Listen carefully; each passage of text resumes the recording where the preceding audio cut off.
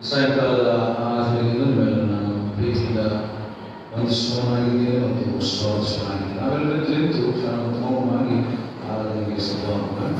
ನಮ್ಮ ಆಶಯಗಳನ್ನು ಭಾಗಿಸಿ ನಮ್ಮ ಕಣ್ಣನ್ನು ಮುಚ್ಚಿ ನಾವು ಪ್ರಾರ್ಥನಾಪೂರ್ವಕವಾಗಿ ನಮಸ್ಕಾರಗಳು.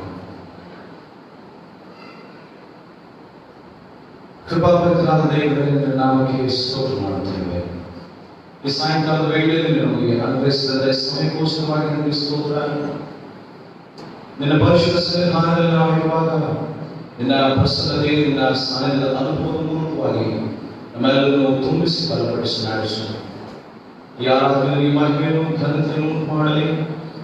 ನಿನ್ನ ಮೋಕ್ಷದ ಗುಣಾರ್ಥಗಳನ್ನು ನಮಗೆ ತಿಳಿಯಪಡಿಸಿ ನಮಗೆ ಅನುಗ್ರಹಿಸಬೇಕಾದಂತೆಲ್ಲ ಆಶೀರ್ವಾದಗಳು ನಿನ್ನ ಆತ್ಮ ಮೂಲಕವಾಗಿ ನಮಗೆ ಅನುಗ್ರಹಿಸಿಕೊಟ್ಟು ನಾವು ನಿನಗೆ ಸಾಕ್ಷಿಯ ಮಕ್ಕಳಾಗಿ ಜೀವಿಸುವುದಕ್ಕೆ ನೀಡುತ್ತಾನೆ. ನಮ್ಮೆಲ್ಲರಿಗೂ ಸಮಾನ ಅನುಗ್ರಹಿಸಿಕೊಟ್ಟು ನಿನ್ನ ಕೃಪಾವರಗಳನ್ನು ತುಂಬಿಸಬೇಕಾಗಿ ಯೇಸುವಿನ ನಾಮದಲ್ಲಿ ಈ ಪ್ರಾರ್ಥನೆಯನ್ನು ಬೇಡುತ್ತೇವೆ. ದೇವರ ಮಹಿಮೆಗಾಗಿ ಹಾಡುವ ಸಂಗೀತಗಳಲ್ಲಿ ಎರಡನೆಯ ಸಂಗೀತವನ್ನು ಮಾಡೋಣ. ಸಂಗೀತಗಳಲ್ಲಿ ಎರಡನೆಯ ಸಂಗೀತ ಸ್ತೋತ್ರವನ್ನು ದೇವರಿಗೆ ಅರ್ಪಿಸುತ್ತಾರೆ.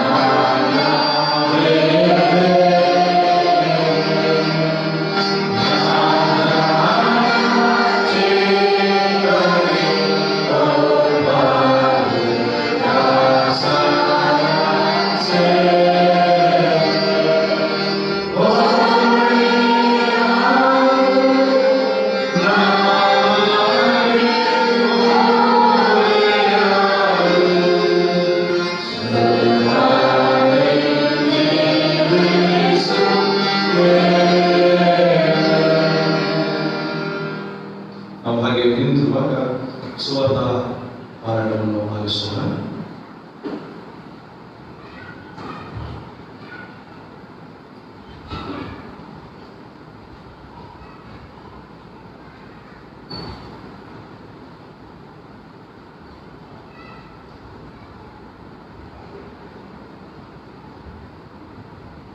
ಸಂಜೆಯ ವೇಳೆಯಲ್ಲಿ ನಮಗೆ ಕೊಟ್ಟಂತಹ ದೇವರ ವಾಕ್ಯವು ಅದು ಸುವಾರ್ತೆ ಭಾಗದಲ್ಲಿ ಮತ್ತಾಯನ ಬರೆದ ಸುವಾರ್ತೆ 8ನೇ ಅಧ್ಯಾಯ 2-4 ವಚನಗಳು.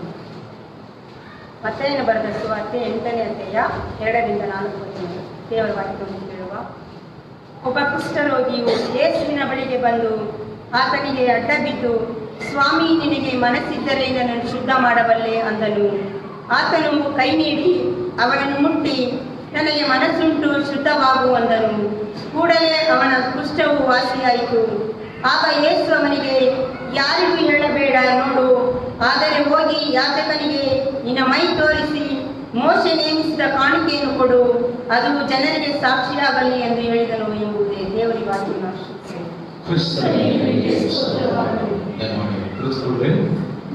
ಪ್ರಾರ್ಥನೆ ಮಾಡೋಣ. ಪ್ರೀತಿಯುಳ್ಳ ನಮ್ಮ ಕರ್ತನೆಯ ನಾಮಕ್ಕೆ ಸ್ತೋತ್ರವನ್ನು ಸಲ್ಲಿಸುತ್ತೇವೆ. ಸಂಜೆಯ ಜಾಗದಲ್ಲಿ ನಿನ್ನನ್ನು ಆರಾಧಿಸುವಂತಹ ಮನಸ್ಸನ್ನು, ನಿನ್ನ ಸಮಕ್ಷಮದಲ್ಲಿ ನಮ್ಮ ಸಮಯವನ್ನು ಕಳೆಯುವುದಕ್ಕೆ ನೀನು ಅನುಗ್ರಹಿಸಿದಂಥ ವೇಳೆಗೋಸ್ಕರವಾಗಿ ನಿನಗೆ ಸ್ತೋತ್ರ ಮಾಡುತ್ತೇವೆ. ನಿನ್ನ ಮಕ್ಕಳಾಗಿ ಸಭೆಯಾಗಿ ಸಮುದಾಯವಾಗಿ ನಾವು ಮಾಡುತ್ತಿರುವಂತಹ ಈ ಆರಾಧನೆಯಲ್ಲಿ ನಿನ್ನ ಪ್ರಸನ್ನತೆಯ ಅನುಭವವಾಗಲಿ. ನಮ್ಮ ಜೀವನದ ಸ್ಥಿತಿಗತಿಗಳು, ನಮ್ಮ ಮಾನಸಿಕ ವೇದನೆಗಳು, ನಮ್ಮ ಕಣ್ಣೀರು ಯಾತ್ರೆಗಳೆಲ್ಲವನ್ನೂ ಸಹ ಎಲ್ಲ ಸಂದರ್ಭದಲ್ಲಿ ನಾವು ನಿನ್ನ ಮಧ್ಯದಲ್ಲಿ ನಿನ್ನ ಆರಾಧನೆಗೋಸ್ಕರವಾಗಿ ಬಂದಿರುವಾಗ ನಮ್ಮ ಕಷ್ಟಗಳು, ನಮ್ಮ ನಷ್ಟಗಳೆಲ್ಲವನ್ನೂ ಸಹ ನೀನು ಪರಿಗಣಿಸಿ ನೀನು ಕಾಪಾಡು. ನಮಗೆ ಅಗತ್ಯವಿರುವಂತಹ ಆಶೀರ್ವಾದಗಳು, ನಿನ್ನ ವರದಾನಗಳನ್ನು ನಮಗೆ ಅನುಗ್ರಹಿಸು ಎಂಬುದಾಗಿ ಪ್ರಾರ್ಥನೆ ಮಾಡುತ್ತೇವೆ. ಕಳೆದ ದಿವಸಗಳಲ್ಲಿ ನಮ್ಮನ್ನು ಕಾಪಾಡಿದಿ, ಪೋಷಿಸಿದಿ, ಪರಾಮರಿಸಿದಿ, ನಮ್ಮನ್ನು ಮುನ್ನಡೆಸುವುದಕ್ಕೋಸ್ಕರವಾಗಿ ನಮ್ಮನ್ನು ಸಾಕಿ ಸಲಹಿ ನಮ್ಮನ್ನು ಎಲ್ಲ ರೀತಿಯಲ್ಲೂ ಬಲಪಡಿಸುವುದಕ್ಕೋಸ್ಕರವಾಗಿ ನಿನಗೆ ಮಂಗಳವಾದ ವಂದನೆಗಳನ್ನು ಸಲ್ಲಿಸುತ್ತೇವೆ. ಮುಂಬರುವ ದಿವಸದಲ್ಲಿ ನಾವು ನಿನ್ನ ವಾಕ್ಯದಲ್ಲಿ ನೆಲೆಗೊಂಡಿದ್ದು ಬದುಕಲಿಕ್ಕಾಗುವ ಹಾಗೆ ನೀನು ನಮಗೆಲ್ಲರಿಗೂ ಸಹಾಯದಾಯಕವಾಗಿಸು. ನಿನ್ನ ಕೃಪಾವರಗಳೆಲ್ಲ ನಮ್ಮನ್ನು ತುಂಬಿಸಿ ನಮ್ಮನ್ನು ಆಶೀರ್ವದಿಸಿ ಮುನ್ನಡೆಸು. ನೀನು ತಾನೇ ಸಮಾನ ಸ್ತೋತ್ರವನ್ನು ಹೊಂದಿಕೋ. ಕೇಳಲಿರುವಂತಹ ನಿನ್ನ ವಾಕ್ಯದ ಮೂಲಕವಾಗಿ ನಮ್ಮನ್ನು ಬಲಪಡಿಸು. ನಿನ್ನ ವಾಕ್ಯದ ಪುರಾತದಲ್ಲಿ ನಾವು ಬಲವನ್ನು ನೆಲೆಗೊಂಡು ನಿನಗೆ ಮಾತ್ರ ನಾವು ಸಾಕ್ಷಿಕ ಜೀವಿತವನ್ನು ಜೀವಿಸಬೇಕಾಗುವ ಹಾಗೆ ನಮ್ಮೆಲ್ಲರಿಗೂ ನಿನ್ನ ಕೃಪಾವರದಾನಗಳೆಲ್ಲ ತುಂಬಿಸಿ ನಮ್ಮನ್ನು ಬಲಪಡಿಸಿ ನಿನಗೆ ಸಾಕ್ಷಿಯಾಗಿ ಲೋಕದಲ್ಲಿ ನಿಂತು ನಿನ್ನ ವಾಕ್ಯದಲ್ಲಿ ನಾವು ನೆಲೆಗೊಂಡವರಾಗಿ ಜೀವಿಸಬೇಕಾಗುವ ಸಹಾಯ ಮಾಡಬೇಕೆಂಬುದಾಗಿ ನಮ್ಮ ಪ್ರಭು ರಕ್ಷಕನಾಗಿರುವಂತಹ ನಜರೇತಿನ ಯೇಸುವಿನ ನಾಮದಲ್ಲಿ ಪ್ರಾರ್ಥನೆ ಬೇಡುತ್ತೇವೆ. ಮತ್ತು ನಾವು ನಿಮ್ಮೆಲ್ಲರಿಗೂ ಸಂಜೆಯ ಶುಭವಂದನೆಗಳು. ಯಾರಾದರೂ ಪಾಲ್ಗೊಂಡಂತಹ ನನ್ನರಿಗೆ ಪ್ರೀತಿಯ ಸ್ವಾಗತ ಮತ್ತು ಫೇಸ್ಬುಕ್ ಲೈವ್ ಮೂಲಕವಾಗಿಯೂ ವೀಕ್ಷಿಸುತ್ತಿರತಕ್ಕಂಥ ಪ್ರತಿಯೊಬ್ಬರಿಗೂ ಸಹ ನಾನು ತುಂಬ ಸ್ವಾಗತವನ್ನು ಬಯಸ್ತೇನೆ. ವಾಕ್ಯ ಭಾಗವನ್ನು ಧ್ಯಾನ ಮಾಡೋಣ. ಮತ್ತಾಯನ ಸುವಾರ್ತೆ 8ನೇ ಅಧ್ಯಾಯ 2 ಮತ್ತು 3-4 ವಚನಗಳಲ್ಲಿ ಯೇಸುವಿನ ಅದ್ಭುತ ಕೃತ್ಯ ಕುಷ್ಠರೋಗಿಯನ್ನು ವಾಸ ಮಾಡುವುದರ ಕುರಿತಾಗಿ ಅಲ್ಲಿ ಉಲ್ಲೇಖವಾಗಿದೆ. ಹಳೆ ಒಡಂಬಡಿಕೆ ಕಾಲದಲ್ಲಿ ಕುಷ್ಠರೋಗ ಬರುವಂಥದ್ದು, ಕುಷ್ಠವು ಒಬ್ಬ ಮನುಷ್ಯನಿಗೆ ಬಂದಿದೆ ಎಂಬುದಾಗಿ ನೆನೆಸುವುದಾದರೆ ಆ ಮನುಷ್ಯ ಬಹಳ ಪಾಪಿಷ್ಟ. ಆ ಮನುಷ್ಯ ದೇವರಿಗೆ ವಿರುದ್ಧವಾಗಿ ಜೀವಿಸಿದನು. ದೇವರ ಆಜ್ಞೆಗಳನ್ನು ಕೈಗೊಳ್ಳದೆ ಅನೇಕ ತಪ್ಪು ಅಪರಾಧಗಳನ್ನು ಮಾಡಿದ್ದರಿಂದ, ಇಲ್ಲವೇ ದೇವರ ಕೋಪಕ್ಕೆ ಗುರಿಯಾದನು ಎಂಬುದಾಗಿ ಪರಿಗಣಿಸುತ್ತಾರೆ. ಈ ಕುಷ್ಠರೋಗ ಬಂದಂತಹ ವ್ಯಕ್ತಿಯನ್ನು ಊರಿನ ಒಳಗೆ ಅವನು ಜೀವನ ಮಾಡುವಂತಿದ್ದಿಲ್ಲ. ಊರಿನ ಆಚೆ ಆತನನ್ನು ಒಂದು ಪ್ರತ್ಯೇಕವಾದಂತಹ ಮನೆಯಲ್ಲಿ ಪ್ರತ್ಯೇಕವಾದಂತಹ ಉಡುಗೆ ತೊಡುಗೆಗಳ ವಸ್ತ್ರಗಳನ್ನು ಕೊಟ್ಟು ತಿನ್ನುವುದಕ್ಕೂ ಕುಡಿಯುವುದಕ್ಕೂ ತಟ್ಟೆ ಲೋಟಗಳನ್ನು ಆತನಿಗೆ ಮಾತ್ರವೇ ಪ್ರತ್ಯೇಕವಾಗಿ ಇರಿಸಲ್ಪಟ್ಟಿತ್ತು. ಆತನಿಗೆ ಆಹಾರ ಕೊಡುವಂಥದ್ದು, ಇಲ್ಲವೇ ಪೋಷಿಸುವಂಥದ್ದು, ಆತನ ದಿನನಿತ್ಯ ದಿನ ಸಾಮಗ್ರಿಗಳನ್ನು ಕೊಡುವಂಥದ್ದು ಸಹ ಆತನಿಗೆ ಕೊಟ್ಟು ಹಿಂದಿರುಗಿ ಅವರು ಬರಬೇಕಾಗಿತ್ತು. ಮತ್ತು ಅವನ ಜೊತೆಯಲ್ಲಿ ಯಾರು ಸಹ ವಾಸ ಮಾಡುತ್ತಿದ್ದಿರಲಿಲ್ಲ. ನೀವು ಯಾಜಕ ಕಾಂಡ ಪುಸ್ತಕವನ್ನು ನೀವು ಓದುವುದಾದರೆ ಅದರ ಕ್ರಮವನ್ನು ಎಳೆಯಾಗಿ ಬಿಡಿಸಿ ವಾಕ್ಯ ಭಾಗವು ತಿಳಿಸುವಂಥದ್ದು ಇನ್ನೂ ವಿವರಣೆಯನ್ನು ನೀವು ಹೊಂದೋದಕ್ಕೆ ಸಾಧ್ಯವಾಗುತ್ತದೆ. ಹೀಗಿರುವಲ್ಲಿ ಅಂತಹ ವ್ಯಕ್ತಿಗಳು ಊರಿನಿಂದ ಜನರಿಂದ ಬಹಿಷ್ಕರಿಸಲ್ಪಟ್ಟು ಅವರನ್ನು ದೂರ ಬಿಟ್ಟಂತಹ ಪರಿಸ್ಥಿತಿ. ಅವರು ಒಬ್ಬೊಂಟಿಗರಾಗಿ ಏಕಾಂಗಿಯಾಗಿ ಯಾವುದೋ ಒಂದು ಊರಿನಲ್ಲಿ ಯಾವುದೋ ಒಂದು ಸ್ಥಳದಲ್ಲಿ ಪ್ರತ್ಯೇಕವಾಗಿ ಜೀವನ ಮಾಡಿದರು. ಅವರು ಯಾವುದೇ ರೀತಿಯಾದಂತಹ ಜನಸಂಪರ್ಕವಿರಲಿಲ್ಲ. ಅವರು ಯಾವುದೇ ರೀತಿಯ ಮಾರುಕಟ್ಟೆಗೆ ಇಲ್ಲವೇ ಹೊರಗಡೆ ಓಡಾಡುವಂತಿರಲಿಲ್ಲ. ಅವರೊಂದಿಗೆ ಮಾತನಾಡುವಂತ ಪರಿಸ್ಥಿತಿ ಇರಲಿಲ್ಲ. ಅವರನ್ನು ಒಂದು ರೀತಿಯಾದಂತಹ ಪ್ರತ್ಯೇಕದ ಜೀವಿತಕ್ಕೆ ಅವರನ್ನು ನಡೆಸಿದರು. ಮಾನಸಿಕವಾಗಿ ಅವರು ನೊಂದು ಬಿಟ್ಟಿರುತ್ತಾರೆ. ಮಾನಸಿಕ ವೇದನೆ, ಈಗಾಗಲೇ ಅವರಿಗೆ ದೈಹಿಕವಾದಂತಹ ವೇದನೆ ಕುಷ್ಠರೋಗದಿಂದಿದೆ. ಅದೇ ವೇಳೆಯಲ್ಲಿ ಜನರು ಆತನನ್ನು ಇಲ್ಲವೇ ಆಕೆಯನ್ನು ದೂರ ಬಿಡುವುದಾದರೆ ಅವರಿಗೆ ಮಾನಸಿಕ ವೇದನೆ, ಮಾನಸಿಕ ಶೋಧನೆಗಳೊಂದಿಗೆ ಅವರು ಬದುಕುತ್ತಾ ಇದ್ದಂಥ ವೇಳೆ ಯಾಜಕರು ಅದನ್ನು ಪರೀಕ್ಷಿಸಿ ಆ ಮನುಷ್ಯನಿಗೆ ಗುಣವಾಗಿದೆ ಎಂಬುದಾಗಿ ಹೇಳುವ ತನಕ ಊರಿನೊಳಗೆ ಬರುವಂತಿರಲಿಲ್ಲ. ಜನರೊಂದಿಗೆ ಮಾತನಾಡುವಂಥದ್ದಿರಲಿಲ್ಲ. ತನ್ನ ಕುಟುಂಬದವರೊಟ್ಟಿಗೆ ತನ್ನ ಸಂಪರ್ಕವನ್ನು, ಒಡನಾಟವನ್ನು, ಬಾಂಧವ್ಯವನ್ನು ಇಟ್ಟುಕೊಳ್ಳುವಂತಿರಲಿಲ್ಲ. ತನ್ನ ಸ್ವಂತ ಮನೆಗೆ ಹಿಂತಿರುಗಿ ಬರುವಂಥದಕ್ಕೆ ಆಗುತ್ತಿರಲಿಲ್ಲ. ಯಾವಾಗ ಅವನ ಕುಷ್ಠರೋಗವು ವಾಸಿಯಾಗುತ್ತದೋ, ಯಾಜಕನು ಯಾವಾಗ ಈತನು ಶುದ್ಧನಾಗಿದ್ದಾನೆ, ಈತನು ಆಲಯಕ್ಕೂ ಊರಿನೊಳಗೂ ಕುಟುಂಬದೊಳಗೂ ನಮ್ಮೊಳಗೂ ಬಂದು ವಾಸ ಮಾಡಬಹುದು ಎಂಬುದಾಗಿ ಆತನು ಪ್ರಕಟಿಸ್ತಾನೋ, ಅಲ್ಲಿಯ ತನಕ ಅವರ ಜೀವನ ಬಹಳ ಶೋಚನೀಯ, ದುಃಖಕರ, ಬಹಳ ಅಂತರಂಗದಲ್ಲಿ ಮತ್ತು ಬಹಿರಂಗದಲ್ಲಿ ಎರಡು ರೀತಿಯಲ್ಲೂ ಅವರು ನೋವನ್ನು, ಯಾತನೆಯನ್ನು, ಕಷ್ಟಗಳನ್ನು, ದುಃಖವನ್ನು, ಕಣ್ಣೀರನ್ನು ಪಡೆಯುತ್ತಾ ಅಂತಹ ಜೀವಿತದಲ್ಲಿ ಅವರು ಇರಬೇಕಾಗುತ್ತದೆ. ಇದು ಹಳೆ ಒಡಂಬಡಿಕೆ ಪ್ರಕಾರ ದೇವರ ವಾಕ್ಯವು ಹೇಳುತ್ತದೆ, ದೇವರಿಂದ ಅವರು ಹೊಂದಿದಂತಹ ಶಿಕ್ಷೆ, ದೇವರಿಂದ ಅವರು ಹೊಂದಿದಂತಹ ತೀರ್ಪು ಇಲ್ಲವೇ, ಅವನ ಕೃತ್ಯಗಳಿಗೆ ದೇವರು ಕೊಟ್ಟಂತಹ ಪ್ರತಿಫಲ ಇಲ್ಲವೇ, ಅವನು ಮಾಡಿದಂತಹ ಕಾರ್ಯಕ್ಕೆ ತಕ್ಕಂತಹ ಶಿಕ್ಷೆ ಎಂಬುದಾಗಿ ಅವರು ಹೇಳ್ತಾರೆ. ಇಂದಿನ ದಿನಮಾನವನ್ನು ಗಮನಿಸುವುದಾದರೆ ಇಂದು ಸಹ ಅದೇ ಪರಿಸ್ಥಿತಿ ಅಲ್ವಾ? ಕೊರೋನಾ ಸೋಂಕಿನಿಂದ ಇಲ್ಲವೇ ಕೋವಿಡ್-19 ಬಳಲುವಂತವರನ್ನು ಇದೇ ರೀತಿಯಾಗಿಯೇ ಪರಿಗಣಿಸ್ತಾರೆ, ಇದೇ ರೀತಿಯಾಗಿ ಅವರನ್ನು ಕಾಣ್ತಾರೆ, ಇದೇ ರೀತಿಯಾದಂತಹ ವರ್ತನೆಗಳು, ಸ್ವಭಾವಗಳನ್ನು ಅವರಿಗೆ ನಾವು ತೋರಿಸುವುದಾಗಿದೆ. ಯಾಕಂದ್ರೆ ಕೊರೋನಾ ಸೋಂಕಿತರನ್ನು ಏನ್ ಮಾಡ್ತಾರೆ, ಅವರ ಮನೆಗಳನ್ನು ಸೀಲ್ ಡೌನ್ ಮಾಡ್ತಾರೆ, ಅವರ ಬೀದಿಗಳನ್ನು ಕಂಟೈನ್ಮೆಂಟ್ ಝೋನ್ ಎಂಬುದಾಗಿ ಅಲ್ಲಿ ಯಾರೂ ಹೋಗದಂತೆ ತಡೆ ಹಿಡಿತಾರೆ. ಆಸ್ಪತ್ರೆಯಲ್ಲೋ ಇಲ್ಲ ಯಾವುದೋ ಒಂದು ಸ್ಥಳದಲ್ಲೋ ಅವರನ್ನು ಕ್ವಾರಂಟೈನ್ ಮಾಡುವುದರ ಮೂಲಕವಾಗಿ 14 ದಿವಸಗಳು ಇವೆ, ಅದಕ್ಕೆ ಬೇಕಾದಷ್ಟು ದಿವಸಗಳನ್ನು ಎಷ್ಟರ ಮಟ್ಟಿಗೆ ಅವರ ಇಮ್ಯೂನ್ ಸಿಸ್ಟಮ್ ಇವೆ, ಅವರ ಆರೋಗ್ಯದ ಸ್ಥಿತಿಗತಿಗಳು ಬೆಳವಣಿಗೆಗೆ ಬರುತ್ತದೋ ಅಲ್ಲಿಯ ತನಕ ಅವರನ್ನು ಪ್ರತ್ಯೇಕವಾಗಿ ಇರಿಸ್ತಾರೆ. ಅವರೊಂದಿಗೆ ಒಡನಾಟ, ಬಾಂಧವ್ಯ, ಮಾತು, ಹೊರಗಡೆ ಓಡಾಡುವಂಥದ್ದು ಯಾವುದು ಸಹ ಇರುವುದಿಲ್ಲ. ಆ ಹಳೆಯ ಒಡಂಬಡಿಕೆಯಲ್ಲಿದ್ದಂತಹ ಗತಿ ಪರಿಸ್ಥಿತಿ ಇಂದು ಆಧುನಿಕ ಜಗತ್ತಿನಲ್ಲಿ ವೈಜ್ಞಾನಿಕವಾಗಿ ವೈದ್ಯಕೀಯ ಕ್ಷೇತ್ರದಲ್ಲಿ ಅಭಿವೃದ್ಧಿ ಬೆಳವಣಿಗೆ ಏಳಿಗೆಯನ್ನು ಕಂಡಂತಹ ಈ ಪ್ರಪಂಚ ಇಂದು ಆ ಸ್ಥಿತಿಗೆ ಬಂದಿದೆ. ಅದಕ್ಕೆ ಕಾರಣ ಹಳೆ ಒಡಂಬಡಿಕೆಯಲ್ಲಿ ಹೇಳಿದಂತೆ ನಾವು ಸಹ ಹೇಳಬಹುದು, ಜನರೆಲ್ಲರ ಪಾಪಕೃತ್ಯಗಳು ಎಷ್ಟು ಹೆಚ್ಚಾಗಿವೆ, ಜನರೆಲ್ಲರ ದ್ರೋಹಗಳು, ದೇವರ ವಿರುದ್ಧವಾಗಿ ನಡ್ಕೊಂಡಂತಹ ಸಂಗತಿಗಳು, ದೇವರ ಆಜ್ಞೆಗಳಿಗೆ ವಿರುದ್ಧವಾಗಿ ನಡ್ಕೊಂಡಂತಹ ಸಂಗತಿಗಳ ಮೇರೆಗೆ ಇಂದು ಪ್ರಪಂಚದಾದ್ಯಂತ ಈ ಸ್ಥಿತಿಗತಿ ಒದಗಿ ಬಂದಿರುವಂಥದ್ದು ನನ್ನ ತಪ್ಪುಗಳು, ನಮ್ಮೆಲ್ಲರ ತಪ್ಪುಗಳು, ನಿಮ್ಮೆಲ್ಲರ ತಪ್ಪುಗಳಿಂದ ಆಗಿರುತ್ತದೆ. ಹಾಗಾಗಿ ಇಂತಹ ಒಬ್ಬ ಕುಷ್ಠರೋಗಿಯನ್ನು ಯೇಸು ಸ್ವಾಮಿ ಏನು ಮಾಡ್ತಾನೆ, ಇಂತಹ ರೋಗದಲ್ಲಿ ಬಿದ್ದಂತಹ ಅಂತಹ ಪರಿಸ್ಥಿತಿಯಲ್ಲಿ ಮಾನಸಿಕವಾಗಿ ಬಹಿರಂಗವಾಗಿ ವೇದನೆಯಿಂದ, ದುಃಖದಿಂದ, ಕಣ್ಣೀರಿನಿಂದ ಬಿದ್ದಂತಹ ಒಬ್ಬ ವ್ಯಕ್ತಿಯನ್ನು ಯೇಸು ಸ್ವಾಮಿ ಮಾಡುವಂತಹ, ಯೇಸು ಸ್ವಾಮಿ ತನ್ನ ಸ್ವಭಾವವನ್ನು, ತನ್ನ ಗುಣವನ್ನು ತೋರಿಸುವಂತಹ ರೀತಿ ನೀತಿಯನ್ನು ಗಮನಿಸೋಣ. 2ನೇ ವಚನ ಹೇಳುತ್ತದೆ, 2ನೇ ವಚನದಲ್ಲಿ ಕುಷ್ಠರೋಗಿಯು ಯೇಸುವಿನ ಬಳಿಗೆ ಬರ್ತಾನೆ. ಕುಷ್ಠರೋಗಿ ಯೇಸುವಿನ ಬಳಿಗೆ ಬರ್ತಾನೆ.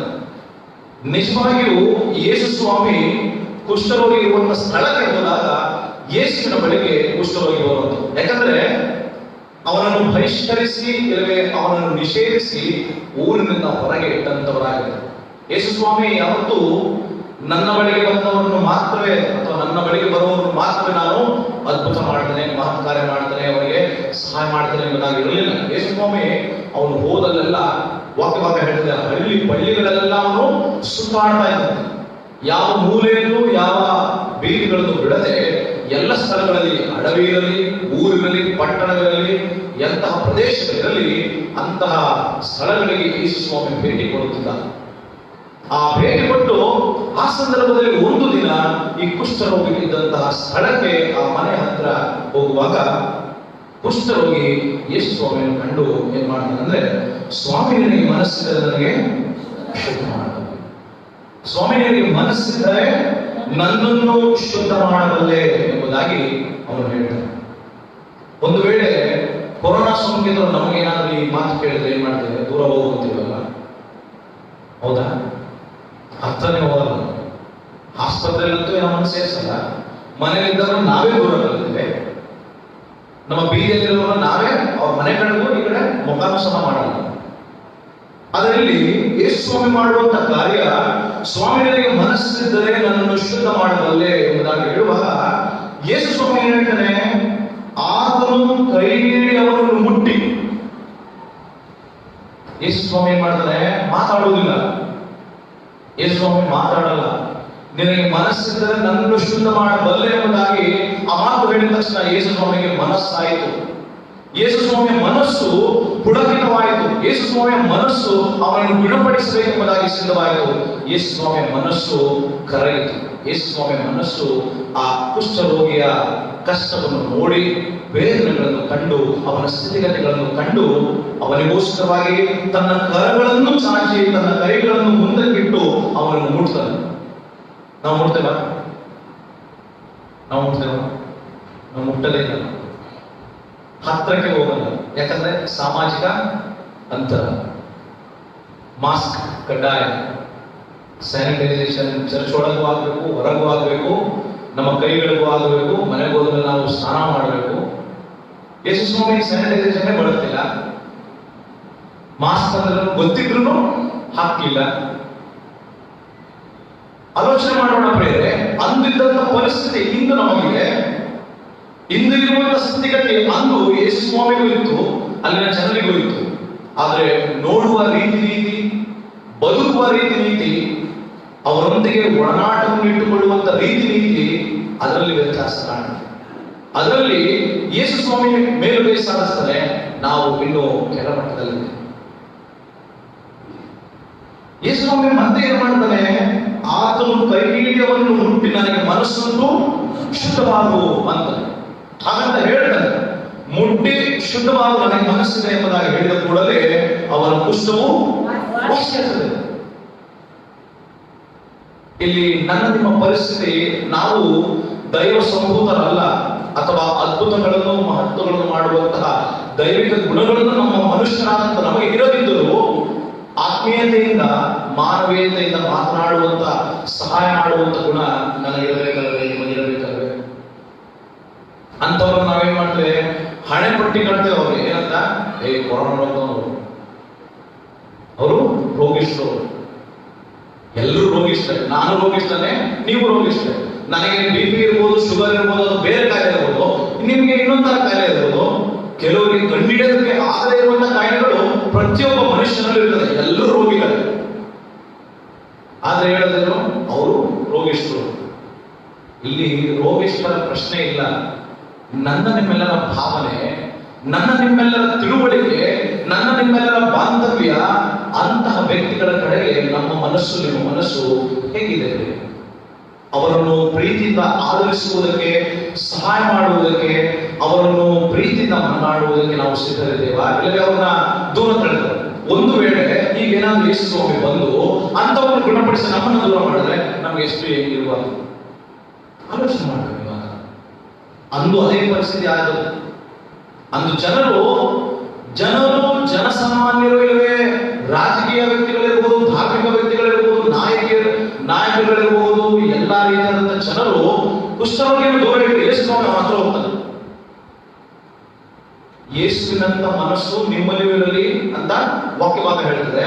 ನಮ್ಮಲ್ಲಿ ಅವನಂತ ಮನಸ್ಸು ಇಲ್ಲ, ಅವನಂತ ಗುಣಗಳು ಇಲ್ಲ, ಅವನಂತ ವರ್ತನೆಗಳು ಇಲ್ಲ, ಅವನಂತ ಜೀವಿತ ಇಲ್ಲವೇ ಇಲ್ಲ. ಅದೇ ಕಾಯಿಲೆ ನನಗೆ ಬಂದಾಗ, ಬೇರೊಬ್ಬರು ನಮಗೂ ಅದೇ ರೀತಿಯಾದಂತಹ ವರ್ತನೆಗಳನ್ನು ತೋರಿದಾಗ ನಮ್ಮ ಮನಸ್ಸಿಗೆ ಎಷ್ಟು ದುಃಖ ಆಗ್ಬೋದು, ನಮ್ಮ ಮನಸ್ಸಿಗೆ ಎಷ್ಟು ವೇದನೆ, ನಮ್ಗೆ ಎಷ್ಟು ವ್ಯಥೆ, ನಮ್ಗೆ ಎಷ್ಟು ದುಃಖ, ಕಣ್ಣೀರು, ಅದನ್ನು ಆಲೋಚನೆ ಮಾಡಬೇಕು. ಯಾಕಂದ್ರೆ ನಾವು ಒಬ್ಬರ ಭಾರವನ್ನು ಒಬ್ಬರು ಹೊರಿರಿ ಎಂಬುದಾಗಿ ಹೇಳ್ತಾರೆ. ಎಫೆಸದವರಿಗೆ ಬರೆದ ಪತ್ರಿಕೆ 6ನೇ ಅಧ್ಯಾಯ 2ನೇ ವಚನ. ಎಫೆಸದವರಿಗೆ ಬರೆದ ಪತ್ರಿಕೆ 6ನೇ ಅಧ್ಯಾಯ 2ನೇ ವಚನದಲ್ಲಿ ಒಬ್ಬರ ಭಾರವನ್ನು ಒಬ್ಬರು ಹೊರಿರಿ ಎಂಬುದಾಗಿ ವಾಕ್ಯಭಾಗ ಹೇಳ್ತಾರೆ. ಹಾಗಾದ್ರೆ ನಾವು ಒಬ್ಬರ ಭಾರವನ್ನು ಒಬ್ಬರು ಹೊರತಾ ಇಲ್ವಾ? ಒಬ್ಬರ ಭಾರವನ್ನು ಒಬ್ಬರು ಹೊರುವುದಕ್ಕೆ ಸಾಧ್ಯವಿಲ್ಲ. ಒಬ್ಬರ ಭಾರವನ್ನು ಒಬ್ಬರು ಹೊರಿರಿ ಎಂಬುದಾಗಿ ಹೇಳಿದ್ರೆ ಯೇಸು ಸ್ವಾಮಿ ಈ ರೀತಿ ಹೊತ್ತಂತೆ ನಾವು ಹೊತ್ತಬೇಕು. ನಾವು ಆ ರೀತಿಯಾದಂತಹ ಹುರುವಿಕೆಯಲ್ಲಿ, ಆ ರೀತಿಯಾದಂತಹ ಜೀವಿತ ನಾವು ತೊಡಗಿಸಿಕೊಳ್ಬೇಕು. ನಿಜವಾಗಿ ನಮ್ಮಿಂದ ಕಷ್ಟ ಸಾಧ್ಯ, ನಾವು ಅವ್ರನ್ನು ಮುಟ್ಟುವುದಕ್ಕೆ ಆಗುವುದಿಲ್ಲ. ಆದರೆ ನಾವು ಅದಕ್ಕೆ ಬೇಕಾದಂತಹ ಸಾಮಗ್ರಿಗಳನ್ನು, ನಮ್ಮನ್ನು ಕಾಪಾಡಿಕೊಳ್ಳುವುದಕ್ಕೆ ಆ ರೀತಿಯಾದಂತಹ ಸಾಮಗ್ರಿಗಳನ್ನು ಧರಿಸಿ ನಾವು ಅವರೊಂದಿಗೆ ಮಾತನಾಡಬಹುದು. ಈಗ ಆಸ್ಪತ್ರೆಯಲ್ಲಿ ವೈದ್ಯರು, ವೈದ್ಯಕೀಯ ಕ್ಷೇತ್ರಕ್ಕೆ ಸಂಬಂಧಪಟ್ಟಂತಹ ದಾದಿಯರು, ಅವರೆಲ್ಲರೂ ಮಾಡುತ್ತಿರುವಂತೆ ಹಾಗೆ ಅವರೆಲ್ಲ ಕೈ ಬಿಟ್ರೆ ಎಲ್ಲರೂ ಪಾತಾಳಕ್ಕೆ ಸೇರುತ್ತಾರೆ.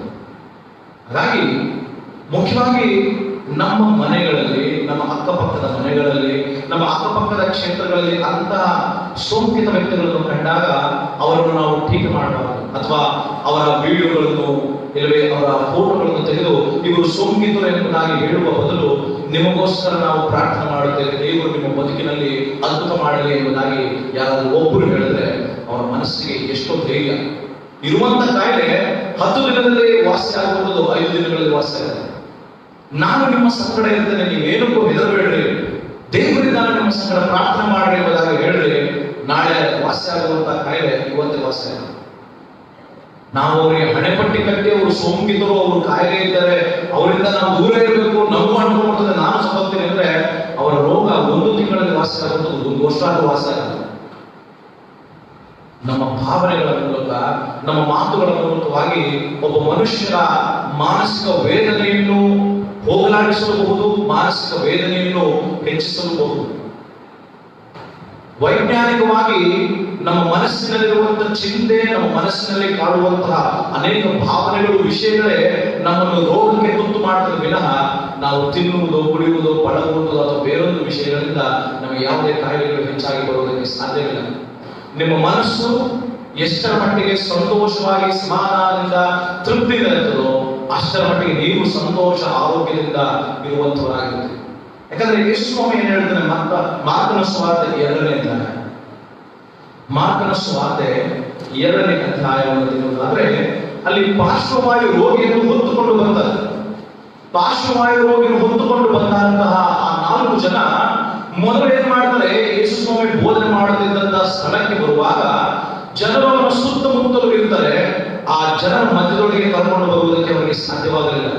ಅಲ್ಲಿಗೆ ಅವರ ಪ್ರಯತ್ನವೂ ಬಿಡಲಿಲ್ಲ. ಅವ್ರೇನ್ ಮಾಡ್ತಾರೆ ಅಂದ್ರೆ, ಮನೆಯ ಮೇಲ್ಛಾವಣಿ ಮೇಲಿದ್ದಂತ ಹಂಚನ್ನು ತೆಗೆದು ಅದರ ಒಳಗಡೆಯಿಂದ ಕೆಳಗಡೆ ಯೇಸು ಇದ್ದಂತ ಸ್ಥಳಕ್ಕೆ, ಯೇಸು ಕೂತಿದ್ದಂತಹ ಆ ಜಾಗಕ್ಕೆ ಆ ಪಾರ್ಶ್ವವಾಯು ರೋಗಿಯನ್ನು ಇಳಿಸ್ತಾರೆ. ಅದು ಒಬ್ಬರ ಭಾರವನ್ನು ಒಬ್ಬರು ಹೊರುವಂಥದ್ದು, ಒಬ್ಬರಿಗೆ ನಾವು ಉಪಕಾರಿಗಳಾಗಿರುವಂಥದ್ದು, ಒಬ್ಬರಿಗೆ ನಾವು ಸಹಾಯ ಹಸ್ತವನ್ನು ಚಾಚುವಂಥದ್ದು, ಒಬ್ಬರ ಕಷ್ಟದಲ್ಲಿ ನಾವು ನೆರವಾಗುವಂಥದ್ದು, ಕಷ್ಟ ಬಂದಾಗ ದೂರವಾಗುವಂಥದ್ದು, ಸುಖವಿದ್ದಾಗ ಅವರೊಂದಿಗೆ ತಿಂದು ಕುಡಿದು ಮೋಜು ಮಸ್ತಿಗಳಿಂದ ಮಜಾ ಮಾಡುವಂಥದ್ದು, ಅದು ಒಬ್ಬರ ಭಾರವನ್ನು ಒಬ್ಬರು ಹೋಗುವಂಥದ್ದಲ್ಲ. ಅದು ಕ್ರೈಸ್ತಿಯ ಜೀವನ ಅಲ್ಲ, ಯೇಸು ಸ್ವಾಮಿಯ ಮಕ್ಕಳು ಮಾಡುವಂತಹ ಕಾರ್ಯವಲ್ಲ. ಯೇಸು ಸ್ವಾಮಿಯ ಮಕ್ಕಳು, ಕ್ರೈಸ್ತರು ಮಾಡುವಂತಹ ಕಾರ್ಯಗಳು ಒಬ್ಬರ ಕಷ್ಟದಲ್ಲಿ ಭಾಗಿಯಾಗಿ ಅವರ ಕಷ್ಟವನ್ನು ನಮ್ಮ ಕಷ್ಟವೆಂದು, ಅವರ ರೋಗವನ್ನು ನಮ್ಮ ರೋಗವೆಂದು, ಅವರ ಪರಿಸ್ಥಿತಿಯನ್ನು ನಮ್ಮ ಪರಿಸ್ಥಿತಿ ಎಂದು ಪರಿಗಣಿಸಿ ಯಾರು ಅವರಿಗೆ ನೆರವಾಗ್ತಾರೋ ಅವರೇ. ಸಮಾಜದ ವ್ಯಕ್ತಿ ಗಾಯಾಳುವಾಗಿದ್ದಂತಹ ವ್ಯಕ್ತಿಯನ್ನು ಕಂಡಂತಹ ಸಂದರ್ಭದಲ್ಲಿ ಯಾಜಕನು ಲೇವಿಯನು ಓರೆಯಾಗಿ ಹೋಗ್ತಾರೆ, ಆದರೆ ಒಳ್ಳೆ ಸಮಾರ್ಯದವನು ಅವರಿಗೋಸ್ಕರವಾಗಿ ನೆರವಾಗ್ತಾರೆ. ಹಾಗಾಗಿ ನಾವು ಯಾರಿಗೋಸ್ಕರವಾಗಿ ನೆರವಾಗ್ತೇವೆ? ನಮ್ಮ ಕುಟುಂಬದಲ್ಲಿದ್ದಂತಹ, ಒಂದು ವೇಳೆ ನನಗೆ ಬಂದ್ರೆ ಏನ್ ಮಾಡ್ತಾರೆ ನೀವು? ನನಗೆ ಇವಾಗ ಕೊರೋನಾ ಬಂತು, ನನ್ನನ್ನು ಆರಾಧನೆಗೆ ಸೇರಿಸಲ್ಲ, ಆರಾಧನೆಗೆ ಬರಬೇಡ್ರಿ, ಚರ್ಚ್ಗೆ ಬರಬೇಡ್ರಿ, ನಾವು ಯಾರು ಬೇರೆಯವ್ರನ್ನ ಕರ್ಕೊಂಡು ಮಾಡ್ಕೊಂತೀವಿ, ಹೌದಲ್ವಾ? ಅಲ್ವಾ? ಹ್ಞೂ ಅಂತ ಹೇಳ್ರಿ. ಮತ್ತೆ ನನ್ನ ನೋಡೋದಂತೂ ಬರಲ್ಲ. ಫೋನ್ ಯಾರ ನಂಬರಿಗೆ ಅವ್ರು ಫೋನ್ ಮಾಡಿ ವಿಚಾರಿಸ್ಬೋದಷ್ಟೇ, ಇನ್ಯಾರು ಏನು ಮಾಡಕ್ಕಾಗಲ್ಲ. ಯಾಕೆ? ನನ್ನಿಂದ ಯಾಕೆ ನಂಬರ್ ಬಂದ್ರೆ ಭಯ. ಆ ಭಯದ ವಾತಾವರಣವನ್ನು ಮನಸ್ಸಿನ ಮೊದಲು ತೆಗಿಬೇಕು. ಯಾಕಂದ್ರೆ ಮಾರ್ಕನ ಸುವಾರ್ತೆ 2ನೇ ಅಧ್ಯಾಯ 5ನೇ ವಚನ, ಮಾರ್ಗ 2:5 ಹೇಳ್ತಾರೆ, ಯೇಸು ಅವರ ನಂಬಿಕೆ ನೋಡಿ ಆ ಪಾರ್ಶ್ವವಾಯು ರೋಗಿಗೆ, ಮಗನೇ ನಿನ್ನ ಪಾಪಗಳು ಕ್ಷಮಿಸಲ್ಪಟ್ಟಿವೆ. ಅಲ್ಲಿ ಏನ್ ಹೇಳ್ತಾರೆ ಯೇಸು ಸ್ವಾಮಿ? ಮಗನೇ ನಿನ್ನ ರೋಗ ಅಲ್ವ ಹೇಳಬೇಕಾಗಿತ್ತು? ಪಾಪದ ನಿಮಿತ್ತ ರೋಗ ಬಂದಿದ್ದು, ಪಾಪಗಳ ನಿಮಿತ್ತವಾಗಿ ರೋಗಗಳು ಬಂದಿದ್ದು, ಭಯಾನಕ ರೋಗ, ಮಾರಕ ರೋಗ. ಧರ್ಮೋಪದೇಶ ಕಾಂಡ 28ನೇ ಅಧ್ಯಾಯ ನೀವು ಮನೆಗೆ ಹೋಗಿ ಆಮೇಲೆ ಓದಿ, ಪೂರ್ತಿ ಅಧ್ಯಾಯ 28ನೇ ಅಧ್ಯಾಯ 29ನೇ ವಚನ. ನೀವು ದೇವರ ಆಜ್ಞೆಗಳನ್ನು ಕೈಗೊಂಡು ನಡೆದರೆ ನಿಮಗೆ ಶುಭವೂ, ಕೃಪೆಯು, ಮಳೆಯು, ದವಸ ಧಾನ್ಯಗಳು, ಆಶೀರ್ವಾದಗಳು, ನಿಮಗೆ ಆರೋಗ್ಯವು ಎಲ್ಲವೂ ದೊರೆಯುತ್ತದೆ. ದೇವರ ಆಜ್ಞೆಗೆ ವಿರುದ್ಧವಾಗಿ ನಡ್ಕೊಂಡ್ರೆ ನಿಮಗೆ ತುಳಿ ಕಜ್ಜಿ ಮುಂತಾದ ರೋಗ ರುಜಿನಗಳು, ಕಾಯಿಲೆ ಬಾಧೆಗಳು, ಐಗುಪ್ತದಲ್ಲಿದ್ದಂತಹ ಎಲ್ಲ ಮಾರಕವಾದಂತಹ ಭಯಂಕರವಾದಂತಹ ರೋಗವು ಹೆಚ್ಚಾಗಿರೋಕ್ಕೆ ನಾನು ಒದಗಿಸ್ತೇನೆ, ನಿಮಗೆ ಸಕಾಲಕ್ಕೆ ಮಳೆಯು ಹಿಂಗಾರು ಮುಂಗಾರು ಯಾವುದು ಸಿಗುವುದಿಲ್ಲ ಎಂಬುದಾಗಿ ವಾಕ್ಯವಾಗಿ ಸ್ಪಷ್ಟವಾಗಿ ಹೇಳ್ತದೆ. ಹಾಗಾಗಿ ಪಾರ್ಶ್ವವಾಯು ರೋಗಿಗೆ ಯೇಸುಸ್ವಾಮಿ ಹೇಳ್ತಾನೆ, ಹೋಗು ನಿನ್ನ ಪಾಪಗಳು ಕ್ಷಮಿಸಲ್ಪಟ್ಟಿವೆ. ಯಾಕಂದ್ರೆ ಅವನ ಮನಸ್ಸಿನಲ್ಲಿದ್ದಂಥ ವೇದನೆ, ನನಗೆ ಈ ಪಾರ್ಶ್ವವಾಯು ರೋಗ ಬಂದದ್ದು ನನಗೆ ನನ್ನ ಪಾಪದ ನಿಮಿತ್ತವಾಗಿ. ಪ್ರತಿಯೊಬ್ಬರು ಈಗ ನಾವು ಮಾಡಬೇಕಾದದ್ದು ನಮ್ಮ ಪಾಪ ಕೃತ್ಯಗಳನ್ನು ಬಿಟ್ಟು ಬಿಟ್ಟರೆ ನಮಗೆ ಶಿಕ್ಷೆ. 65 ನಮ್ಗೆ ಏನೂ ಆಗಿಲ್ಲ, 61ನೇ ವಯಸ್ಸಲ್ಲಿ ಏನಾಗ್ಬೋದಲ್ವಾ? 75 ನಮ್ಗೆ ಏನಾಗಲ್ಲ, 71ರಲ್ಲಿ ಏನೋ ಮಾಡ್ತಾರೆ. ಅರೆ ನನಗೆ ಡಾಕ್ಟರ್ ಹೇಳಿದ್ರೆ ನಾನು ಬಲಶಾಲಿ ಅಂತೆ. ಡಾಕ್ಟರ್ ಹೇಳಿದ ಬಲಶಾಲಿ ಅಂತ ದೇವರಲ್ಲ ಹೇಳಿದ್ದು. ದೇವರು ಮುಂದಿನ ವರ್ಷಕ್ಕೆ ಯಾರು ಬೇಕಾದ್ರೂ ಏನ್ ಬೇಕಾದ್ರೂ ಮಾಡ್ಬೋದು, ಗೊತ್ತಿಲ್ಲ ನನಗೆ. ನನಗೆ ಉದ್ಯೋಗ ಇದೆ, ಚೆನ್ನಾಗಿದ್ದೇನೆ, ನನಗೆ ಹಣ ಇದೆ, ಅಧಿಕಾರ ಇದೆ, ಮಾಡಿ ಸೀಮಿತಾಗ್ಬೋದು. ಮುಂದಿನ ವರ್ಷಕ್ಕೆ ನಮಗೆ ಉದ್ಯೋಗ ಇಲ್ಲದಂತೆ ಮಾಡ್ಬೋದು. ಆರ್ಥಿಕವಾಗಿ ನಾವು ಅಭಿವೃದ್ಧಿ ಹೊಂದಿದ್ರೆ ಆರ್ಥಿಕವಾಗಿ ಕುಸಿತವನ್ನು ನಾವು ಕಾಣಬಹುದು, ಹೇಳಕ್ಕಾಗಲಿಲ್ಲ. ಯಾಕಂದ್ರೆ ನನ್ನ ನಿಮ್ಮೆಲ್ಲರ ನೀತಿವಂತಿಕೆ, ನ್ಯಾಯ, ನೀತಿ, ಸತ್ಯ ಧರ್ಮದ ಜೀವಿತದ ಮೇಲೆ ದೇವರ ಆಶೀರ್ವಾದ ನಮಗೆ ಲಭಿಸುತ್ತದೆ. ಹಾಗಾಗಿ ಯೇಸುಸ್ವಾಮಿ ಹೇಳಿದ್ದು ಅವನ ನಂಬಿಕೆಯನ್ನು ನೋಡಿ, ನಿನ್ನ ಪಾಪಗಳು ಕ್ಷಮಿಸಲ್ಪಟ್ಟಿವೆ ಎಂಬುದಾಗಿ ಹೇಳ್ತಾನೆ. ಹಾಗಾಗಿ ಅವನ ಮನಸ್ಸಿನಲ್ಲಿದ್ದಂಥ ವೇದನೆಯನ್ನು, ಮನಸ್ಸಿನಲ್ಲಿದ್ದಂಥ ಭಯವನ್ನು, ಮನಸ್ಸಿನೊಳಗಿದ್ದಂತಹ ಆ ಪಾಪದ ಅರಿವನ್ನು ತೆಗೆದು ಹಾಕ್ತಾನೆ. ಯಾವಾಗ ಅವನಿಗೆ ಪಾಪದ ಪರಿಹಾರವಾಯಿತೋ ಆ ಕೂಡಲೇ ಅವನ ರೋಗವು ಗುಣವಾಗುತ್ತದೆ, ಅವನ ಅಸ್ವಸ್ಥತೆಯು ಸ್ವಸ್ಥವಾಗುತ್ತದೆ, ಅನಾರೋಗ್ಯವು ಆರೋಗ್ಯಕ್ಕೆ ಬರ್ತದೆ, ಅಸೌಖ್ಯವು ಸೌಖ್ಯದನೆಗೆ ಬರ್ತದೆ. ಹಾಗಾಗಿ ನಾವು ಅಂತಹ ಪರಿಸ್ಥಿತಿ ಇರುವಂತಹ ಜನರನ್ನು ಪಾಪಿಷ್ಟರೇ ಎಂಬುದಾಗಿ ಹೇಳುವ ಬದಲು ದೇವರು ನಿನಗೆ ಪಾಪ ಪರಿಹಾರ ನೀಡುತ್ತಾನೆ, ದೇವರ ಬಳಿಗೆ ಬಾ ಎಂಬುದಾಗಿ ಪ್ರೋತ್ಸಾಹ ನೀಡುತ್ತಾನೆ. ನಿನಗೆ ರೋಗವಿದೆ, ಆದ್ರೆ ಸಾಯುವಷ್ಟರ ಮಟ್ಟಿಗೆ ನಿನಗೆ ರೋಗವಿಲ್ಲ, ಹೆದರಬೇಡ, ಔಷಧ ಮದ್ದುಗಳನ್ನು ಪಡೆ ಎಂಬುದಾಗಿ ನಾವು ಹೇಳುವಂತವರಾಗಿರಬೇಕು. ಯೋಚನೆ ಮಾಡಬೇಡ, ನಿನಗೋಸ್ಕರ ದೇವರಿದ್ದಾನೆ, ಭೂಮ್ಯಾಕಾಶಗಳನ್ನು ಮಾಡಿದಂಥ ಯೆಹೋವನಿಂದ ನಿನ್ನ ಸಹಾಯ ಬರುತ್ತದೆ ಎಂಬುದಾಗಿ ಉತ್ತೇಜನ ನೀಡುವಂತ, ಪ್ರೋತ್ಸಾಹ ನೀಡುವಂತ ಮಾತುಗಳನ್ನು ಅಂತಹ ವ್ಯಕ್ತಿಗಳಿಗೆ ಮಾಡಬೇಕೆ ವಿನಃ ಅವರನ್ನು ಸೋಂಕಿತರೆಂಬುದಾಗಿ ಹಣೆಪಟ್ಟಿ ಕಟ್ಟಿ ಅವರನ್ನು ತಿರಸ್ಕಾರ ಮಾಡಿ, ಅವರನ್ನು ದೂರವಿಟ್ಟು ಬಹಿಷ್ಕಾರ ಮಾಡಿ ಅವರನ್ನು ಕೇವಲವಾದಂಥ ರೀತಿಯಲ್ಲಿ ನಾವು ನೋಡಬಾರದು. ಒಂದು ವೇಳೆ ನಾವು ಕೇವಲವಾಗಿ ನೋಡಿದ್ರೆ ದೇವರು ಅವರ ಪ್ರೀತಿಯಿಂದ ಆಧರಿಸಿದ್ರೆ ನಮಗೆ ಅವಮಾನವಾದಂತೆ. ದೇವರು ಅಂಥವರನ್ನು ಸ್ವೀಕರಿಸಿ ನಮ್ಮನ್ನು ತಿರಸ್ಕಾರ ಮಾಡಿದ್ರೆ ಆಗ ನಾವು ಪ್ರಯೋಜನಕ್ಕೆ ಬಾರದಂತೆ ಹೋಗ್ತೇವೆ. ಯೇಸುಸ್ವಾಮಿ ಮಕ್ಕಳೆಂಬುದಾಗಿ ನಾವು ಅನಿಸಿಕೊಳ್ಳುವುದಕ್ಕೆ ಸಾಧ್ಯವಾಗುವುದಿಲ್ಲ. ಅಂಥವರಿಗೆ ನಮಗಿಂತಲೂ ಅಧಿಕವಾದಂತಹ ಆಶೀರ್ವಾದ ಹೋಗ್ತದೆ. ನಮಗಿರುವಂತಹ ಆಶೀರ್ವಾದವನ್ನು ದೇವರು ನಮ್ಮಿಂದ ಕಿತ್ತು ಅಂಥವರ ಮೇಲೆ ಇಡುವನಾಗಿಲ್ಲ. ಯಾಕಂದ್ರೆ ಅಂಥವರ ಪರಿಸ್ಥಿತಿಯನ್ನು ಕಂಡು ನಾವು ಹೀಯಾಳಿಸುವುದಾದರೆ, ನಗುವುದಾದರೆ ಆ ಪರಿಸ್ಥಿತಿಯನ್ನು ನಮ್ಮ ಮೇಲೆ ಬರಮಾಡುತ್ತಾನೆ ಎಂಬುದಾಗಿ ಜ್ಞಾನೋಕ್ತಿಗಳ ಗ್ರಂಥದಲ್ಲಿ ವಾಕ್ಯವಾಗಿ ಹೇಳ್ತಾರೆ. ಅಂಥವರ ಪರಿಸ್ಥಿತಿಯನ್ನು ಕಂಡು ನಾವು ನಗುವುದಾದರೆ, ಟೀಕೆ ಮಾಡುವುದಾದರೆ, ಅಂಥವರನ್ನು ಕಂಡು ನಾವು ಹೀಯಾಳಿಸುವುದಾದರೆ, ಇಲ್ಲವೇ ಅವರನ್ನು ತಿರಸ್ಕಾರ ಮಾಡುವುದಾದರೆ ಅಂಥವರ ಸ್ಥಿತಿಗತಿಗಳನ್ನು ಅವರಿಂದ ತೆಗೆದು ನಮಗೆ ಬರಮಾಡುವಂಥ ದೇವರು ನಮ್ಮಲ್ಲಿದ್ದಾನೆ ಎಂಬುದಾಗಿ ಜ್ಞಾನೋಕ್ತಿಗಳಲ್ಲಿ ಸೊಲೊಮೋನನು ತನ್ನ ಜ್ಞಾನದ ಅನುಭವದ ಮೂಲಕವಾಗಿ ತಿಳಿಸ್ತಾ ಇದ್ದೇವೆ. ಹಾಗಾಗಿ ನಮ್ಮ ಜೀವನದ ಕ್ರಮಗಳನ್ನು, ವರ್ತನೆಗಳನ್ನು, ಸ್ವಭಾವಗಳನ್ನು, ಗುಣಗಳನ್ನು ಬದಲಾಯಿಸಿಕೊಳ್ಳುವಂಥದ್ದು ಅಗತ್ಯವಿದೆ. ಪ್ರಾರಂಭದಲ್ಲಿ ಮಾಧ್ಯಮದವರಿರಲಿ, ಟಿವಿಯವರಿರಲಿ, ಪತ್ರಿಕೆಯವರಿರಲಿ, ಯಾರೋ ನಮಗೆ ಅವರಿಗೂ ಸರಿಯಾದ ಮಾಹಿತಿ ಸಿಕ್ಕದ ಕಾರಣ, ನಮಗೂ ಸರಿಯಾದ ಮಾಹಿತಿ ಸಿಕ್ಕದ ಕಾರಣ ನಮಗೆ ಭಯಗ್ರಸ್ತರನ್ನಾಗಿ ಮಾಡಿದ್ರು. ಆದರೆ ಈಗ ಭಯ ಪಡುವಂತ ಅವಶ್ಯಕತೆ ಇಲ್ಲ, ಹೆದರಬೇಡ. ದೇವರು ನಮಗೋಸ್ಕರ ಇದ್ದಾನೆ. ಸದಾ ಜೀವಿಸುವಂತ ಆ ಕರ್ತನಾದ ಯೇಸು ನನಗೋಸ್ಕರ, ನಿಮಗೋಸ್ಕರ ಸಾಯುವುದಕ್ಕೆ ಸಿದ್ಧನಾಗಿರುವಾಗ ನಮ್ಮನ್ನು ಕಾಪಾಡುವುದಿಲ್ಲವೇ? ನಮಗೆ ಆರೋಗ್ಯ ನೀಡುವುದಿಲ್ಲವೇ? ನಮಗೆ ಸುಕ್ಷೇಮ ಕೊಡುವುದಿಲ್ಲವೇ? ನಮ್ಮನ್ನು ಉದ್ಧರಿಸುವುದಿಲ್ಲ? ನಮ್ಮ ಕಷ್ಟಗಳಿಂದ, ನಷ್ಟಗಳಿಂದ ನಮ್ಮನ್ನು ಮೇಲೆತ್ತಿ ನಮ್ಮನ್ನು ಕಾಪಾಡುವುದಕ್ಕೆ ಸಿದ್ಧನಾಗಿರುವಾಗ ನನಗೆ ಮನಸ್ಸಿರಬೇಕು, ನಮಗೆ ಮನಸ್ಸಿರಬೇಕು. ಆ ಕುಷ್ಠರೋಗಿಗೆ ಹೇಳಿದ ಸ್ವಾಮಿ, ನಿನಗೆ ಮನಸ್ಸಿದ್ರೆ ನನಗೆ ಶುದ್ಧ ಮಾಡ್ತಾರೆ. ನಮಗೆ ಮನಸ್ಸಿದೆಯಾ? ಅಂಥವರಿಗೋಸ್ಕರವಾಗಿ ನಾವು ಸಹಾಯ ಮಾಡಬೇಕು ಎಂಬುದಾಗಿ. ಅಂಥವರಿಗೋಸ್ಕರವಾಗಿ ನಾನು ಜೀವಿಸ್ತೇನೆ, ಅವರ ಕಷ್ಟಗಳನ್ನು ನಾನು ಹೊಂದಿಕೊಳ್ಳುತ್ತೇನೆ, ಅವರಿಗೋಸ್ಕರವಾಗಿ ನಾನು ಬದುಕುತ್ತೇನೆ ಎಂಬುದಾಗಿ ಆ ಮನೋಭಾವನೆ, ಆ ಮನಸ್ಸು ನಮ್ಮಲ್ಲಿ ಯಾವಾಗ ಬರ್ತದೋ ಆಗ ದೇವರು ನಮ್ಮನ್ನು ಆಶೀರ್ವದಿಸ್ತಾನೆ. ದೇವರು ನಮ್ಮ ಪರವಾಗಿಯೂ ನಮ್ಮ ಕಷ್ಟಗಳನ್ನು ಪರಿಹಾರ ಮಾಡ್ತಾನೆ. ಯಾಕಂದ್ರೆ ಒಬ್ಬರ ಭಾರವನ್ನು ಒಬ್ಬರು ಹೊರಿರಿ, ಒಬ್ಬರಿಗೋಸ್ಕರ ಒಬ್ಬರು ಪ್ರಾರ್ಥನೆ ಮಾಡಿ, ಒಬ್ಬರನ್ನೊಬ್ಬರು ಪ್ರೀತಿಸುವ ಹಂಗಿನವರಾಗಿರಲಿ ಎಂಬುದಾಗಿ ಪತ್ರಿಕೆಗಳಲ್ಲಿ ಪೌಲನು ಹೇಳ್ತಾನೆ. ನಾವು ಇತರರನ್ನು, ನೆರೆಯವರನ್ನು ಪ್ರೀತಿಸದೆ ಹೋದ ಮೇಲೆ, ನಮ್ಮ ಕುಟುಂಬದಲ್ಲೇ ನಾವು ಪ್ರೀತಿಸದೆ ಹೋದ ಮೇಲೆ ಕಣ್ಣಿಗೆ ಕಾಣದಂತಹ ಆ ದೇವರನ್ನು ಹೇಗೆ ಪ್ರೀತಿಸುವುದಕ್ಕೆ ಸಾಧ್ಯ? ಎಲ್ಲೋ ಯಾವುದೋ ದೇಶದಿಂದ ಮದರ್ ತೆರೇಸಾ ಅವರು ಕಲ್ಕತ್ತಾ ದೇಶಕ್ಕೆ ಬಂದು ಅನೇಕರನ್ನು ಉಪಚಾರ ಮಾಡ್ತಾರೆ. ಅವರಿಗೇನು ಏನಾದರೂ ಬೆಳ್ಳಿದ್ದ ನಿಧಿ ಇದ್ದ ಕಲ್ಕತ್ತಾದಲ್ಲಿ ಇಲ್ಲ. ಸೇವಾ ಮನೋಭಾವನೆ, ಮನಸ್ಸಿತ್ತು ಅವರಿಗೆ. ಶುದ್ಧ ಮಾಡಬಲ್ಲಂತಹ ಮನಸ್ಸು, ಸಹಾಯ ಮಾಡಬಲ್ಲಂತಹ ಮನಸ್ಸು, ಒಬ್ಬರ ಭಾರವನ್ನು ಒಬ್ಬರು ಹೊರಬೇಕಾದಂತಹ ಮನಸ್ಸಿತ್ತು. ಇಂದು ಕ್ರೈಸ್ತರಾಗಿ ನಾವು ಯೇಸುಸ್ವಾಮಿ ಮಕ್ಕಳಾಗಿ ನನ್ನ ನಿಮ್ಮೆಲ್ಲರ ಮನಸ್ಸು ಇತರ ಸೋಂಕಿತರನ್ನು, ರೋಗಿಷ್ಠರನ್ನು ತಿರಸ್ಕಾರಕ್ಕೆ ಮುಂದಾಗಿದ್ದೇವೆಯಾ, ಸ್ವೀಕಾರಕ್ಕೆ ಮುಂದಾಗಿದ್ದೇವೆಯಾ? ಯೋಚನೆ ಮಾಡಿ. ಅಂಥವರ ಉಪಚಾರಕ್ಕೆ ನಾವು ಮುಂದಾಗಿದ್ದೇವೆಯಾ, ಇಲ್ಲವೇ ಅಂಥವರನ್ನು ದೂರ ಬಿಡುವುದಕ್ಕೆ, ಇಲ್ಲವೇ ಅವರಿಗೆ ಹಣೆ ಪಟ್ಟಿ ಕಟ್ಟಿ ಅವರನ್ನು ಮಾನಸಿಕವಾಗಿ ಮತ್ತಷ್ಟು ನೋಯಿಸ್ತೇವೆಯಾ? ಅಂಥವರ ಸಂಗಡ ನಾವು ಮಾತನಾಡದೆ, ಯಾವುದೇ ರೀತಿಯಲ್ಲಿ ಬಳಗದೆ, ಯಾವುದೇ ರೀತಿಯಲ್ಲಿ ನಾವು ಅವರನ್ನು ಮತ್ತಷ್ಟು ಮನನೋಯಿಸುವುದರ ಬದಲು, ಟೀಕಿಸುವುದರ ಬದಲು, ಹೀಯಾಳಿಸುವುದರ ಬದಲು, ಆಡಿಕೊಳ್ಳುವುದರ ಬದಲು ಅವರಿಗೋಸ್ಕರವಾಗಿ ಪ್ರಾರ್ಥನೆ ಮಾಡಿ. ನಿಮ್ಮ ಕೈಲಾದ ಸಹಾಯವನ್ನು ನೀವು ಮಾಡಿ. ನಿಮಗೆ ಎಷ್ಟು ಸಾಧ್ಯವೋ ನಿಮ್ಮ ಸಾಮರ್ಥ್ಯಕ್ಕೆ, ಶಕ್ತಿಗೆ ಅನುಸಾರವಾಗಿ ಸಹಾಯದ ಹಸ್ತವನ್ನು ಚಾಚಿ ಪ್ರಾರ್ಥನೆಯಲ್ಲಿ ಸಮಯವನ್ನು ಕಳೆಯಿರಿ. ಅವರಿಗೆ ಕೊಡಬೇಕಾದಂತಹ ಅಗತ್ಯ ವಸ್ತುಗಳನ್ನು ದಯಪಾಲಿಸಿ.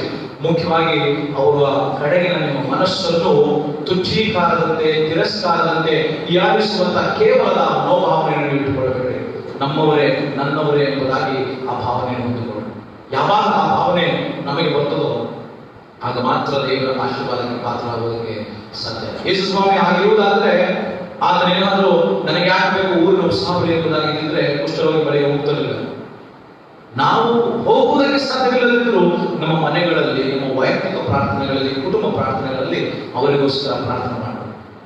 ಕೈಲಾದಷ್ಟು ಸಹಾಯ ಅವರು ಹಿಂತಿರುಗಿ ಆಸ್ಪತ್ರೆಗಳು, ಇಲ್ಲವೇ ಕ್ವಾರಂಟೈನ್ ಮುಗಿದ ಮೇಲೆ ಅವರನ್ನು ಕಾಣುವಂತವರಾಗಿರಬೇಕು, ಅವರೊಂದಿಗೆ ಮಾತನಾಡುವಂತವರಾಗಿರಬೇಕು, ಸ್ಪಂದಿಸುವಂತವರಾಗಿರಬೇಕು. ಎಚ್ಚರಿಕೆಯಿಂದ ಸ್ಪಂದಿಸಲಿ.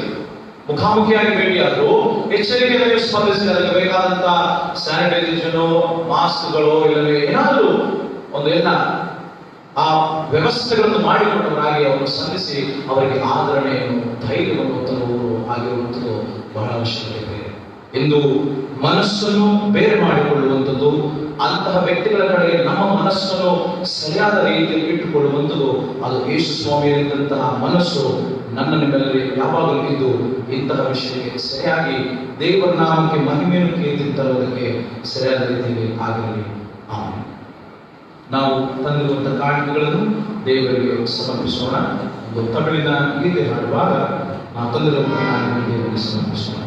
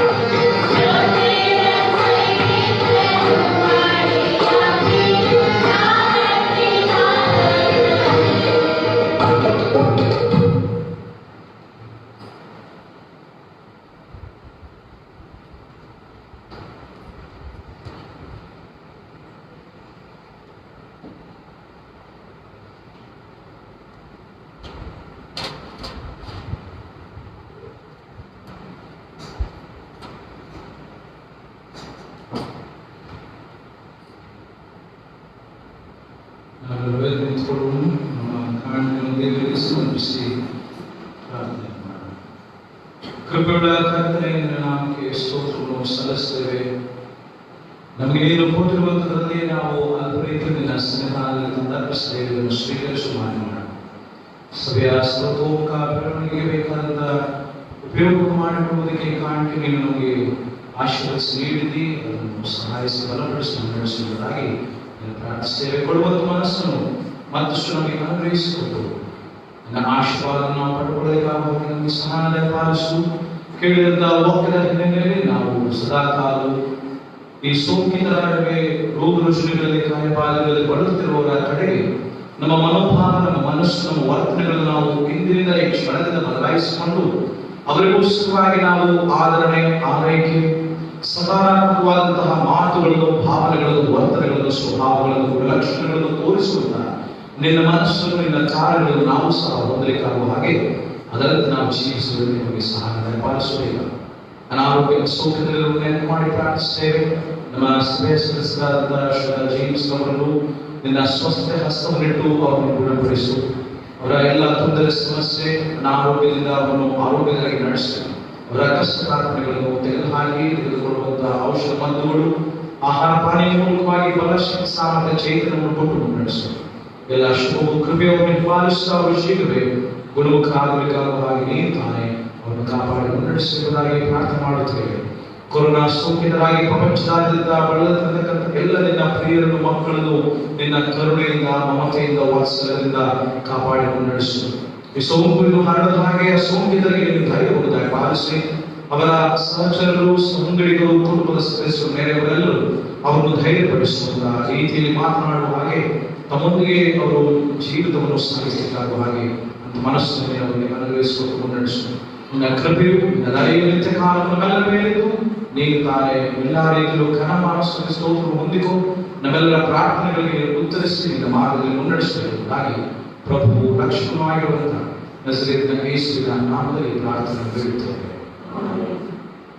ನಾಳಿನ ದಿನ ಬೆಳಗ್ಗೆ 7 ಗಂಟೆಗೆ ಸ್ವಾತಂತ್ರ್ಯ ದಿನಾಚರಣೆ ಅಂಗವಾಗಿ ಧ್ವಜಾರೋಹಣ ಇರುತ್ತದೆ. ದಯಮಾಡಿ ಸಭೆಗಳು ಪಾಲ್ಗೊಳ್ಳುವಂತೆ ಪ್ರೀತಿಯಿಂದ ಕೇಳಿಕೊಳ್ಳುತ್ತೇವೆ. 240ನೇ ಸಂಗೀತದ ಒಂದು ಚರಣವನ್ನು ಮಾಡೋಣ. ನಡೆಸಿನ ಯೇಸುದತ್ತ ಲೋಕಾರಣ್ಯ ಒಂದು ಚರಣ ಮಾಡೋಣ.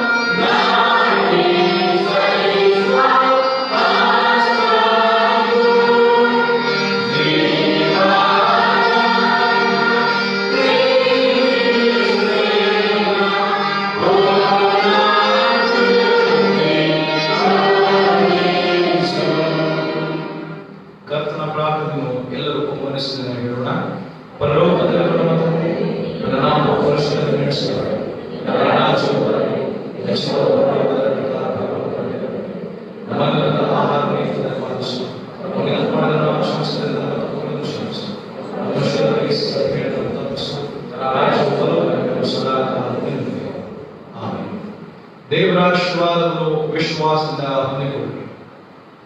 ಸಮಾಧಾನದ ಕರ್ತೃವಾಗಿ ರೋಗ ರುಜಿನಗಳಲ್ಲಿ ಬಳಲುತ್ತಿದ್ದಂತಹ ವ್ಯಕ್ತಿಗಳಿಗೆ ಸಮಾಧಾನವನ್ನು, ಶಾಂತಿಯನ್ನು, ಪಾಪ ಪರಿಹಾರವನ್ನು ನೀಡಿ ಸ್ವಸ್ಥ ಮಾಡಿದಂತಹ ಕರ್ತನಾದಂತಹ ಯೇಸು ಕ್ರಿಸ್ತನ ಕೃಪೆ ಅಂಥವರನ್ನು ಗುಣಪಡಿಸಿ ದೇವರ ರಾಜ್ಯದಲ್ಲಿ ಸೇರಿಸಬೇಕೆನ್ನುವಂತಹ ಆಲೋಚನೆಯಿಂದ ತನ್ನ ಪ್ರೀತಿಯ ವ್ಯಕ್ತತೆಯನ್ನು ತನ್ನ ಮಗನ ಮೂಲಕವಾಗಿ ಮಾಡಿದಂತಹ ನಮ್ಮ ತಂದೆಯ ದೇವರ ಪ್ರೀತಿ ನಾವು ಕ್ರಿಸ್ತನಿಂದ ಮನಸ್ಸನ್ನು ಹೊಂದಿಕೊಂಡು ಅಂತಹ ರೋಗ ರುಜಿನಗಳಿಂದ, ಸಮಸ್ಯೆಗಳಿಂದ ಬಾಧಿತರಾದವರಿಗೆ ಸಹಾಯಹಸ್ತವನ್ನು ಚಾಚಿ ನಮ್ಮ ಮಾತುಗಳಿಂದ, ಕ್ರಿಯೆಗಳಿಂದ ಅವರ ಗುಣವಾಗುವುದಕ್ಕೆ, ಸ್ವಸ್ಥವಾಗುವುದಕ್ಕೆ, ನಮ್ಮ ಕಾರ್ಯಗಳ ಮೂಲಕವಾಗಿ ದೇವರಿಗೆ ಮಹಿಮೆ ತರುವುದಕ್ಕೆ ಪವಿತ್ರಾತ್ಮನ ಸುಪ್ರೇರಣೆ ಆಲೋಚನೆ ನಡೆಸುವಿಕೆ ನೆಚ್ಚಿನಾದ ಮೆಲ್ಲಸರಡೆಯಲಿ.